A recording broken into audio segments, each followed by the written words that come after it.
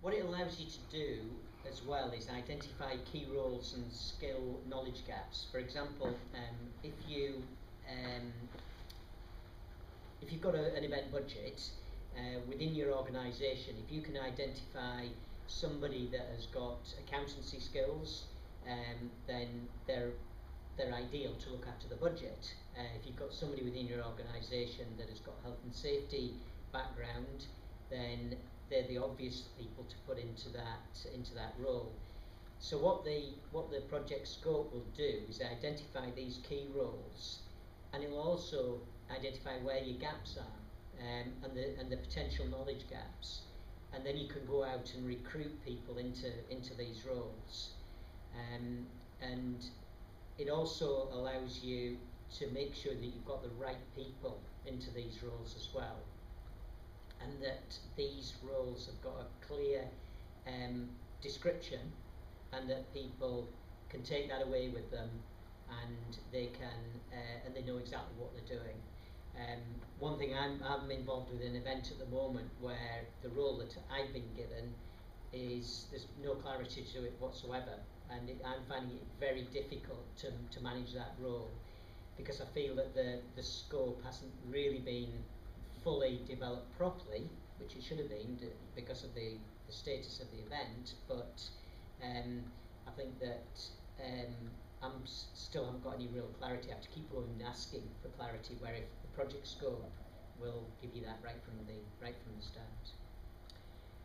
It also identifies organisations that need to be approached, people like local authority, roads for any potential road closures, or road management companies to do traffic management cover.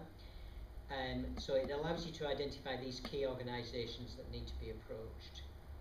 It also allows you to highlight timelines and key milestones to ensure that these aren't missed. So from the project scope, you will then create a project plan, which will allow you to stick to timelines and identify key milestones so you don't miss them. For example, it might be you have to put local authority permissions forms in by a certain date, and you need to get that in to make sure that that's a key milestone that shouldn't be missed.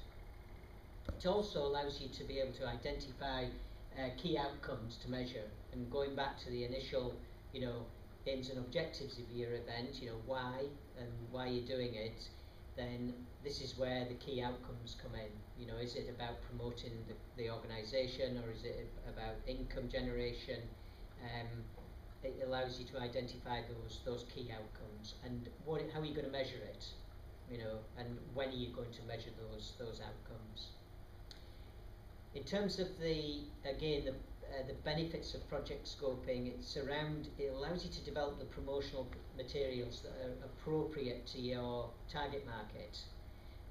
So, for example, your promotional materials could be tailored differently to a junior event than it would be for an adult event. So it allows you to do that. Okay, so that's covering the project scoping benefits. Are there any questions before I've got a little exercise to do after this, and I'll outline that if you're happy. Any questions? Okay, happy with that? Okay, so I'll just outline the exercise we're going to do before we go to the break. What I want you to do now is we're going to break into groups of 4, and I've put some flip chart paper and some pens for you on tables at the back there.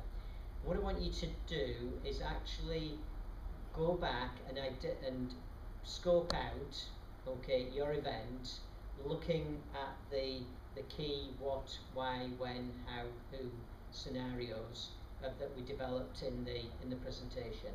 Just the key points. Don't get too bogged down in the detail of the event. Just key headlines, bullet points of your project plan. Okay, so we'll just take a 10-minute break, and then we'll come straight back in, and we'll go on to the exercise. Okay, thank you.